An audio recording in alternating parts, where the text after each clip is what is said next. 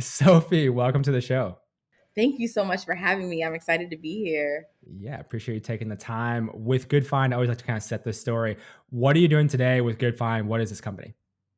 Oh my gosh. So today, building just amazing technology for food truck owners and operators. That's what we do day in and day out. And to that vein, that's what's coming, right? Always building for this community. Right now, we're a fintech company, and we'll continue to dive deeper into fintech tools and services for this industry. And as new things come up that are new and novel, we'll dig into those things too. So I just love it. having a good time, honestly. Yeah. Building some There's so dope tech. much. I love it. There's so much I want to dive into with this company, and like I always love to start at the beginning, kind of come back. So take me through the idea for this. How did this come about in the first place, Sophie? Yeah. Oh my gosh. So my co-founders and I are all first generation Americans. And so we are always on the hunt for really great authentic cuisine. At one point, one of my co-founders, Kyle, went to a food truck, loved it, was telling our other co-founder about it and was like, you got to try this, you got to try it. And we're like, okay, cool. And then he couldn't find it, right? Quintessential food truck problem, loving their food, never being able to find them again. You kind of happen upon a food truck.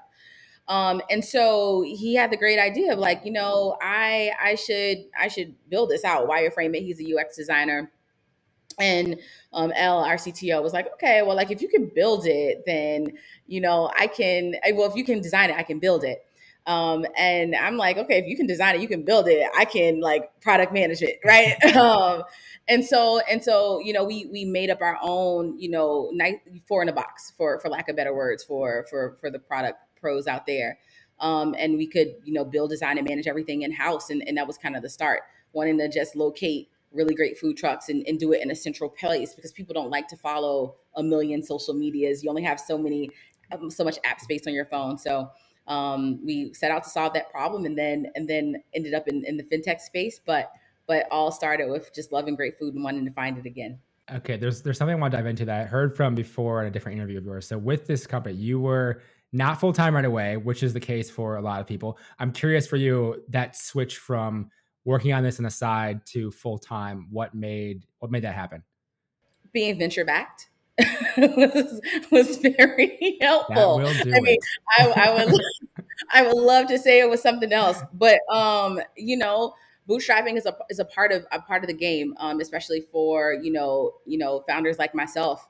And so we bootstrapped. We needed money and capital. We had to put in our own money and our own sweat equity up front. And it was important for us to be able to show traction and to show that owners and operators would really use the platform before we could go out and get venture dollars. And the statistics are all out there for founders like myself. And so we kind of knew we had an uphill hill battle to climb, but happy to be on the other side of it. And frankly, it was the money that helped make a dream come true. So With that, that. Sophie, how much traction did you have? Like, where were you at by the time you raised? I always think of other founders when I'm doing these interviews around like, they're building their company, they're kind of wondering the same things. Just take me through kind of where Goodfynd was at when you then started to raise. I'll just be curious about that too. Yeah, absolutely. I mean, we're a payments company, so we're thinking about all the payments that we process. And at the time, I'll tell you, the time that we knew that we could maybe start having conversations was when we hit that 100K mark. We were like, okay, because anything lower than that, it's kind of like it's traction, but is Yeah. it a number that makes people say like, okay, that you're being trusted by more than five people, right? You're at this point maybe being trusted by hundreds of people to get to that number, and then to compound that number, thousands, and that starts to move the needle. So that 100 came out. So I mean, I remember doing a gift. We like printed out these cards, and like we were super excited about it because for us that was a big moment, and that was the moment that we started to say to ourselves, okay, we think we could start thinking about venture. And then we started to see the month over month growth, right? So it would be like 30%, 40%. Eventually we're like 100% growth quarter over quarter. And we're like, all right, like we're definitely on to something now. We can definitely have some more strategic type conversations, right? I'm not going to be completely embarrassed by all of these like super hard investor questions, and those questions like run the gamut. And so it was really there, 100K mark for us, and then seeing that month over month growth, because those are the types of numbers and the types of metrics that you're responsible for. And then once it was quarter over quarter, we're like, all right, we can see what these conversations are like. With that too, I want to go to talk about the investing side and raising venture capital, but I want to also go to the growth. So in that early days, what fueled that growth to get to that, let's say 100K or and beyond, like that early growth phase? Like what was the things you guys were doing to actually make that happen in the early days? Yeah, oh my, not sleeping was a big part of it. We didn't sleep, but connections and relationships. I think so far, or too often, founders who build great tech really just want to rely on that, right? I certainly would have loved to just rely on building great tech, because I mean, I feel like we'd be, in the stratosphere now if that's all it took. But really, building out relationships early days, with our users, and just our community writ large, really helped to fuel that early growth. And in the early stages, you really do need to be as close to the customer's perspective on all sides as you can be. Like, not one, you can't leave a single stone unturned, for lack of a better analogy. And we didn't. We were in the streets. We were visiting people, in person. We were talking to people who were using our app.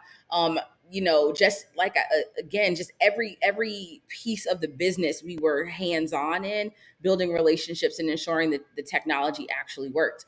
And I truly believe that fueled the growth, because we had a really great reputation. And oddly enough, the pandemic was a really great, you know, um, happenstance for us, right? Yeah. Like, sucked for me as an individual. Yeah. Really great for my company, because the value proposition of what it meant to have a seamless technology to interface with customers, contactless, you know, it was like right place, right time, right? Like, if you stay ready, you don't have to get ready. That was kind of Preach. kind of Yes. kind of us for us. Luck meets opportunity. All those great analogies, that exist in the world. But yeah, we just stayed ready, and then we didn't have to get ready when the pandemic hit. We were ready to really launch and show people the value, and it turned out fairly well for Real us. quick for context for people, was this your first company? Yeah. Okay, that's what I thought. I just want to give people that context. So going into this, then you obviously get the traction. You get to like 100K doing that, but then you want to raise funding. Obviously, the numbers are absolutely terrible for people of color, especially women of color. So that going into it, take me through that. And I have to talk about the fundraising. How did that process go? Where did you even start with that? Just take us through that side of things. Oh my gosh, it was crazy. So our first like lucky moment, right? Was getting into accelerator. We got into Lighthouse Labs, Richmond, Virginia, where I'm from. Shout out to Richmond. That's where they made me at. And we got in our Lighthouse Lab. They gave us 25K equity free, and huge for us, right? Yeah. Because a lot of the other accelerators, what people don't know, is that's really the first money that you get is 25K, but it usually comes at a cost, and then there's like some type of investment vehicle after that. But we got this money, and we that was our first access to like a network of where we could actually, talk about our ideas, right? And really get feedback from industry experts, and fueled by a little bit of capital. That was like step one, right? And then when you open your network and you realize, like, access to network is really, I think, the true deficit for Black and brown Yeah. founders. We just don't have access. But once you get access, you start to understand, what it takes to raise, venture funds. And so that was first step for us. Built out our first like revenue generating product, that led us into growth, that led us into VC. And so it was all like, I want to say it was just like this linear path. Like, I read something in an article, and then that article like really gave me the steps to make it to this, that, and the third, but it wasn't like that. We got access to a network. We got tons of different advice. Some of it stuck, some of it didn't. But that entry started to get us our first no's. And let me tell you something very powerful about getting your first no's. It like sucks. It's a really big ego Yeah. hit. But getting your first no's like is what leads you to your first yes, right? Because you start to understand the types of questions that are going to be asked, the types of traction that you need. And doors that are closed aren't necessarily like a door that won't give you your next opportunity, right? Like a lot of the funds that said no really early on, and it really did delay our eventual venture process. They open the door to other funds that might be, interested, et cetera, et cetera. Yeah. So it was Lighthouse Labs that got us our first network. Our first check though came by complete happenstance. My co-founder filled out a matching, it was like a startup matching system that Lolita Tal put Oh out. yeah, I interviewed her about that And we actually. filled out a questionnaire. Yeah, it's super cool. We filled out a questionnaire. We got connected to what ended up being our lead investor. Hardest call of my life, and I almost missed it. Because I was like, oh, this isn't for investment. This is just we're just getting Yeah, advice. And yeah. I had a full time job, and I'm like, I'm running a team. I got to be at this meeting. Meeting got canceled with my SVP, and I was like, oh, I'll just hop on the call. I have the Oh time. my goodness. And that led to my lead investment. So insane, but again, all those no's and the access to the network ahead of time really made me prepared for a lot of those questions that I ended up getting on that call, which eventually led to our first venture check. So winding road. with that, you mentioned with Lighthouse, obviously that's an accelerator. Like you said, it's no equity, so they give you 25K equity free, which is great, huge for founders. Take me through. I think in another podcast you mentioned you had done maybe a couple of accelerators. Just take me through how you even found the accelerators you did, which ones you ended up going with, why you went, what when I'm going with them. I'm curious about that because a lot of founders are thinking about, especially if you have no networks, as you mentioned, do I go to an accelerator or not? Just take me through your thinking around that and how the experience was around accelerators for you. Yeah, we started off in incubators, which are like Yep. like accelerator light, and they're helpful for many reasons, and in a little less helpful in many ways too. But great starting points, great launch pads, because they basically tell you what you need to get into an accelerator, Yeah. right? An accelerator really is to take your company or a good idea and accelerate it. An incubator is one of those things where you can have like the ideas and you can go back and forth with other founders, etc. So we kind of started there, and just hungry in the space, really wanted to understand what it takes. And after like an incubator like Seed Spot, etc., we then heard about Lighthouse Labs, right? It really was just one of those things where in the incubator they were talking to us about accelerators. You heard big names like Yep. Techstars, Ycom. I mean, the big ones are out Yep. there, and they're awesome. And um and but but but we got word of Lighthouse, and we heard that it was equity free, and we were like, whoa, really? Like, this is gonna, like, they don't want anything. um it was like, this has to be a trick. Yeah. What's the But catch? it wasn't. It was the catch. But it wasn't. And so we applied, and we got accepted.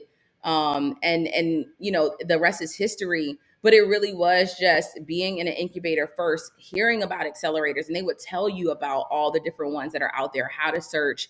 There are really big accelerator networks like GAN, and others where you can, where there are tons of GAN members, right? So Lighthouse Labs is a part of the GAN network, but you can kind of look them Yep. up, right? Like, the great thing about funders is they want, for the most part, family funds being excluded, but they want to be Yeah. found, right? So the information is out there for you, from accelerators to apply. And so we did that. We looked at the GAN network. We applied to Lighthouse Labs. We applied to some others, and that was the fit for us. And we launched from there. But Google is still king for research, Absolutely. and finding your fit. So There are I love that you mentioned that because there are so many different accelerators out there. It can be overwhelming. But to your point, you do your research, you do your homework, start talking to people, you get a feel for what is what, what the different ones have to offer, especially like different locations too. Especially, if you're not on the coast necessarily, there's ones everywhere, let's put it that way. That can be really helpful for founders in finding that. And depending on their networks as well, then obviously they introduce you to the next check, which is very important to continue the company growth. Because you're not going to probably just have the pre-seed check. So with that as well, raising those funds. So you raised, I think it's 1.8 million, which is amazing. Take me through then. After that, you raise the funds. How did the company grow from there? What happened after that? Yeah, absolutely. So initially you raised 1.8, and that really fueled the growth of our fintech products and services. We started off wanting to solve a problem for ourselves, and I think, and that's how we happened upon entrepreneurship. I think we always kind of knew we wanted to do something special for people much like ourselves, but what that looked like, we had no idea. Okay. And so we found this problem that we wanted to solve for ourselves, and we solved it. And as we started to do that, we learned that it wasn't really solving the problem that the community was having, right? Inherently, it was, because if your customers can't find you, it's a problem. but but that's what happened. That wasn't the Facts. problem that they perceived, right? They perceived other things as problems to solve, and we listened to them all, and kind of like, okay, this is where we can start. This is where we can add value, and we built that out first, and so the money really helped to accelerate that vision. It probably would have taken us, you know, a year and a half or so, to be able to build what we were able to build in 6 months with funding, right? And we are a technical team, so we are able to build all of our things in house. We didn't have to outsource, but that extra fuel of people was Yeah. was really necessary to accelerate that growth. And then we started to think about, okay, what does it look like to scale and get the word out, and so and now we're in that really fun phase of of of being more in one place, and what complications that brings on. And of course, you kind of go back to the funding well when you're at that stage, as well. So at this point, I've raised over $3 million, but I think it's been really enlightening to me, to see my company go. First, I needed, you know I use the money for product. Then Yep. now I'm like, okay, product's solid, like it's just really good.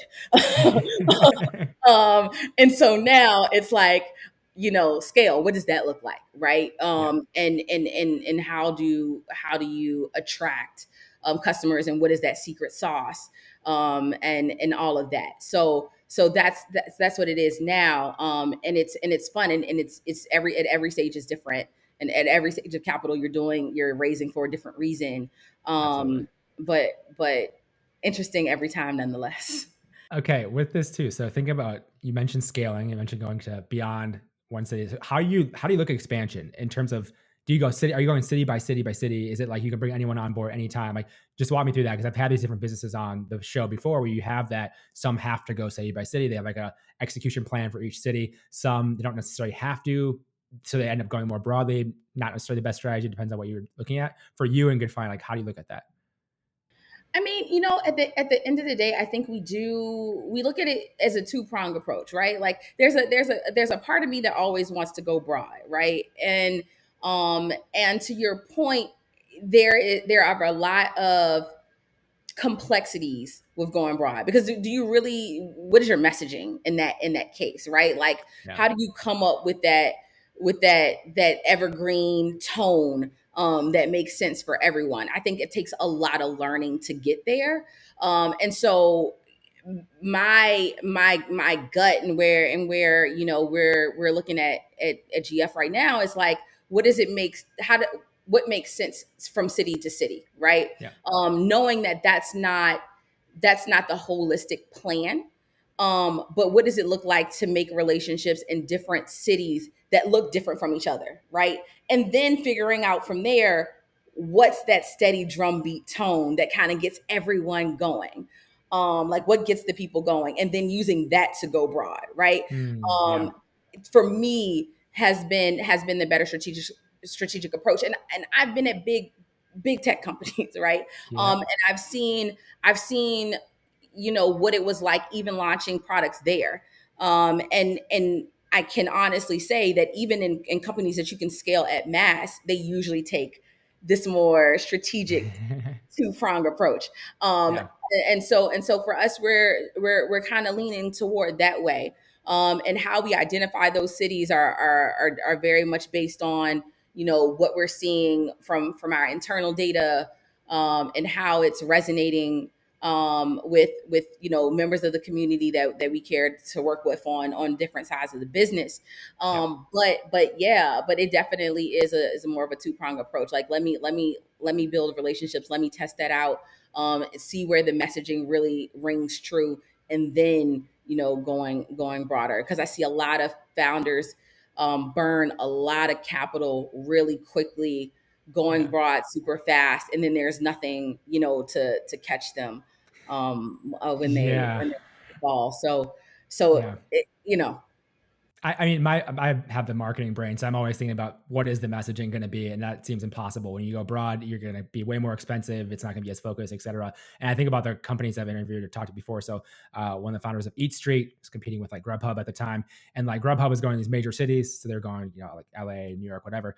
And then Eat Street found out, well, we can go to this mid-market cities, Madison, Wisconsin, things like that. And then you found this opportunity that people didn't really realize existed. Like, okay, if we go middle market, they need the same thing, but we can offer it in a better way. It's like with you, I'm sure there's different ones you're looking at. It's like, oh, this is perfect for us because we do X, Y, Z, like, and that's what it's exciting about figuring out your strategy with that as well. And with what you've mentioned already, with raising now 3 million in total and growing a lot in the last couple of years, how have you approached growing your team? Because every founder I talk to, that is like the main struggle. It's fundraising and it's like building a team.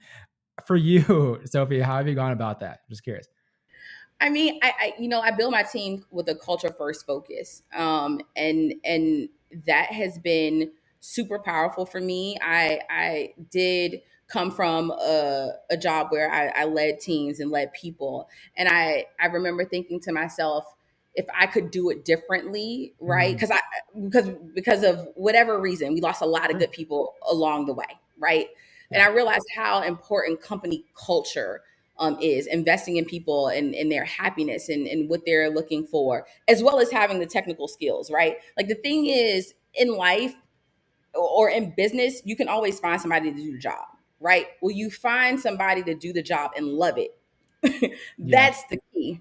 And Yeah. I found by leading with culture, especially our interviews, and saying, like, this is what the culture is like this is what we bring to the table, this is the amount of openness we actually have, a culture doc that everyone signs onto, and we have culture activities every month, and it's like, it's really ingrained, like the Goodfynd gang has a real family forward vibe. And when people interview for jobs at our company, like, that's what they tell our recruiters, like, oh my god, like, everybody in this team is totally drinking from the Kool-Aid, everybody believes in it, everybody's passionate about it, they seem to really like each other. And I think so that culture first focus was really important for me. And I found it really impactful in a space that, especially from a development side of things, right? Like, the market is hot. Yeah. I get It's I insane. get messages all the time on LinkedIn, and I'm clearly clearly leaning one way in life, right? Yeah. But like, people are out there for tech talent, and good talent in general. So you really have to bring something novel to the table, and it can't be fake, right? Like, you can't put on airs. People can suss that out really well. You see a lot of stories right now with people leaving big companies, middle-sized companies, are saying, like, no, you just can't treat me like trash. Yeah. I just don't want to be in a bad environment, Yeah. right? I got Like, options now. I got options. I don't have to stand I for this got anymore. options. Yeah. Everybody's going to pay me this money. So it's just like, it's like, Exactly. what else are you giving? And it can't be fake. So that's the approach that I have. It's a culture first approach. I take care of my people, and in turn they take care of the company. And it's just really good vibes. Nobody hates being at work, 8 to 12 hours a day. No one. And Yeah. I mean, and I can say this easily, because I know those that are in our company would back me up unequivocally. And I find that that's been a competitive edge and advantage for me, in such a tough market when quite frankly, like the salaries are sky high. Everybody can be, remote in some way. What really wins out is culture. And so we keep that tight. You're a few years in, we're almost out of time now. You're a few years in this company. You had not started a company previously. Is it what you expected, Sophie? Is it just take me through how you feeling about it? I'm exhausted every day. I still don't sleep. I thought, I would sleep a little bit more when I had great people, but it's a grind, Yeah. and I think I thought because I was good at jobs before that it would come, more naturally, but honestly it's something that I work hard at every day. Like, I don't just work hard for the people that use my platform or for my investors or for my employees. I work hard for everyone. And I'm every day I'm trying to earn their respect and their return the trust that they've given to me tenfold. So it's hard. It's nothing that I expect. Every day is different. I woke up this morning. I had a plan. I had meetings on the calendar. Uh-huh. I wrote everything down. I was ready to cross off my list. And nothing went according to plan. So it's going Yep. to be a long night trying to get that list cut checked off. But I love it, Yeah. right?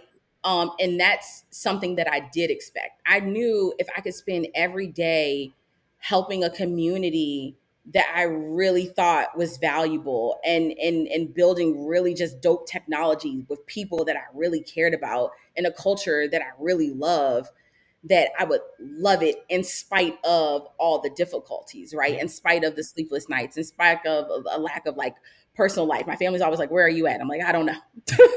Right? Like, um, both physically, I'm always traveling, and also, just like absent-mindedness of like, oh my God, I really need to call my mom, who I'm obsessed with, or my Yep. dad, who I love, immensely. And I just, sometimes I fall short, but because every day is different. But I love it. I love it. So nothing that I expected at all, but everything that I need to fuel me, from day to day. So. Sophie, I know we're out of time, but where's the best place for people to learn more and also connect with you if they'd like to? Goodfynd everywhere, on all socials, a Y instead of an I because we like to make it fancy. So you can always check us out there. Me, LinkedIn. I'm always happy to talk to founders who care about what it's like to raise and or just want to like vent or complain or whatever the case may be. Like, I'm your girl. There were a lot of people who opened doors for me on LinkedIn and sat through tons of conversations. And so paying that forward is super, super important to me. So you can, if you slide in my DMs, I will reply right back, and look forward to any conversations that come my way because of this. Sophie, thank you so much for the time today. Really appreciate it. Absolutely, thank you so much for having me. I appreciate being here.